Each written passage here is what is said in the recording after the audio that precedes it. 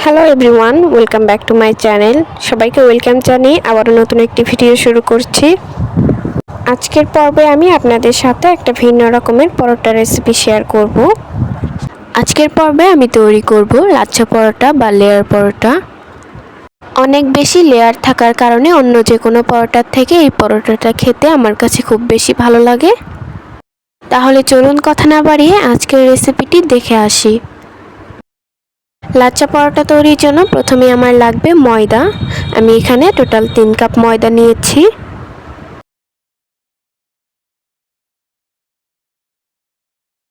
এবার এতে দিয়ে দিব 3 টেবিল চামচের মতো সয়াবিন তেল, দিয়ে দিব 1 টেবিল চামচ চিনি। এবার এই শুকনো উপকরণগুলোকে হাত দিয়ে খুব ভালোভাবে মিশিয়ে নিব। আমি লবণটা দিতে ভুলে গিয়েছিলাম, তাই এই পর্যায়ে আমি লবণটা দিয়ে দিলাম। এখানে আমি 1 টেবিল চামচের মতো লবণ দিয়েছি। এবার আবারও সবগুলোকে ভালো করে মিশিয়ে নিব।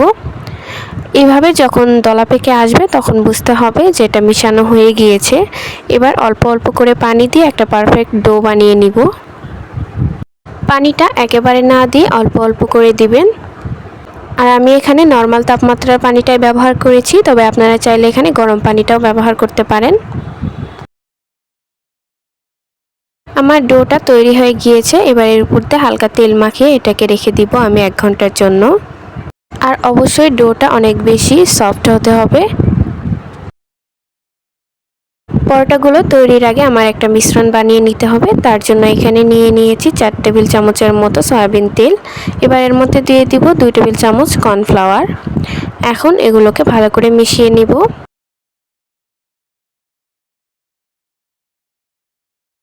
আমার কর্নফ্লাওয়ারের মিশ্রণটা মিশিয়ে নেওয়া হয়ে গিয়েছে। এবার এটাকে একটা সাইডে রেখে দিব।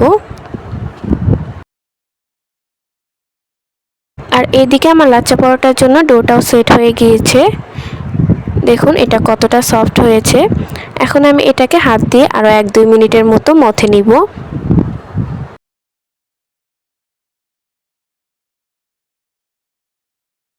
মথে নেওয়া হয়ে গেলে এবার এখান থেকে পরিমাণ মতো লেচি কেটে নিব।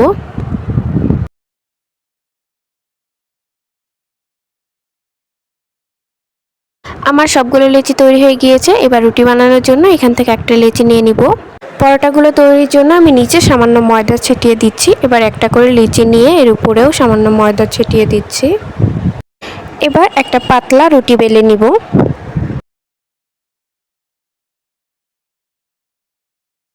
আমার রুটিটা বানানো হয়ে গিয়েছে। আর এটা কি পরিমাণে পাতলা হয়েছে আপনারা দেখে বুঝতেই পাচ্ছেন। এবার এর উপরে কর্নফ্লাওয়ারের যে মিশ্রণটা বানিয়ে রেখেছিলাম ওইখান থেকে সামান্য মিশ্রণ এর মধ্যে দিয়ে দিব। এখন হাত দিয়ে রুটির মধ্যে এটা ছড়িয়ে দিব। এখন একটা ছুরি দিয়ে রুটিটাকে আমি কেটে নিব। আপনারা এটা যত বেশি চিকন করে কাটবেন লেয়ারগুলো কিন্তু তত বেশি হবে।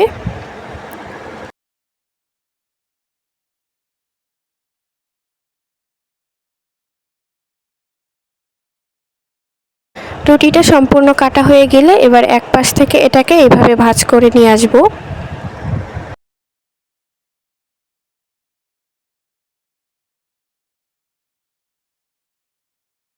এখন এটাকে আমি হালকা লম্বা করে নিব। এবার আমি এটাকে হাতের মধ্যে এভাবে পেঁচিয়ে আবারও গোল করে নিব। আপনারা নিশ্চয়ই দেখে বুঝতেই পাচ্ছেন কাজটা আমি কিভাবে করছি।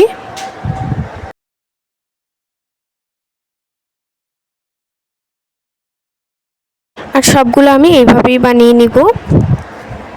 আমি আরেকটা রুটি বানিয়ে আপনাদেরকে দেখিয়ে দিচ্ছি।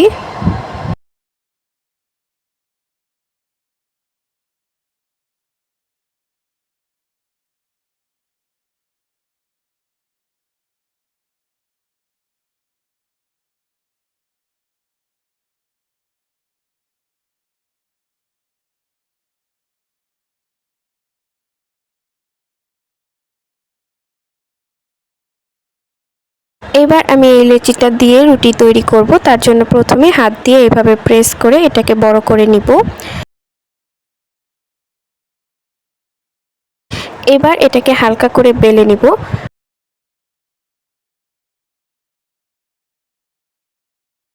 রুটিটা বেলা হয়ে গিয়েছে, এবার এটাকে সরাসরি একটা প্যানে দিয়ে দিব। এবার এটাকে প্রথমে এপিট ওপিট হালকা করে ভেজে নিব। এরকম হালকা ভেজে নেওয়ার পর এর মধ্যে আমি দিয়ে দিব তেল। তেলটা দিয়ে এবার এই রুটিটাকে ভালো করে ভেজে নিব।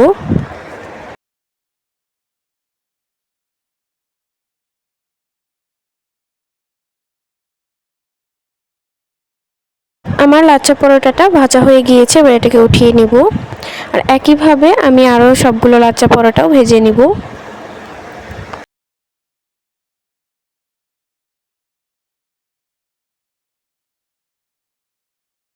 আমার সবগুলো পরোটাই তৈরি হয়ে গিয়েছে। এবার এটাকে হাত দিয়ে এইভাবে হালকা করে প্রেস করে নেব। এতে করে রুটির যে লেয়ারগুলো আছে ওইগুলো বের হয়ে আসবে। আর আপনারা দেখে বুঝতেই পাচ্ছেন আমার এখানে কি পরিমাণে লেয়ার হয়েছে। এটা আপনারা সবজি, ডাল, মাংস যে কোনো কিছুর সঙ্গেই পরিবেশন করতে পারেন। আর অবশ্যই এইভাবে আপনারা বাসায় একবার ট্রাই করে দেখবেন। ভিডিওটি কেমন লাগলো অবশ্যই কমেন্টে জানাতে ভুলবেন না। ভিডিওটি ভালো লাগলে চ্যানেলটিকে সাবস্ক্রাইব করে আমার পাশেই থাকবেন। এতক্ষণ পর্যন্ত আমার ভিডিওটি দেখার জন্য সবাইকে অসংখ্য ধন্যবাদ। সবাই অনেক অনেক ভালো থাকবেন। আল্লাহ হাফেজ।